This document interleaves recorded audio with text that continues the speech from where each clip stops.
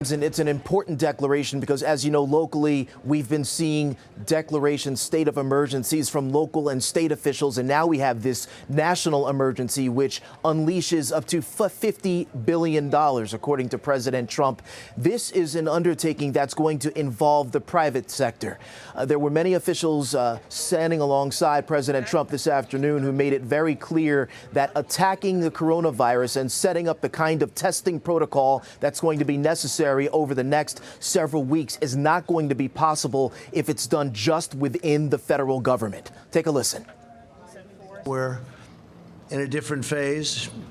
We had some very old and obsolete rules that we had to live with. It worked under certain circumstances, but not under mass circumstances. They were there for a long time. They were in place for a long time, and we're breaking them down now. And they're very usable for certain instances, but not for this. To unleash the full power of the federal government in this effort today, I am officially declaring a national emergency. Two very big words. The action I am taking will open up access to up to $50 billion. You want to get the kind of blanket testing and availability that anybody can get it, or you could even do surveillance to find out what the penetrance is. You have to embrace the private sector.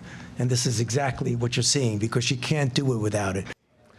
There's been a lot of criticism over the last several days that the Trump administration has not acted quickly enough. And today, President Trump refused to take any kind of responsibility for delays and getting testing rolled out in the way that a lot of people want to see it be rolled out now.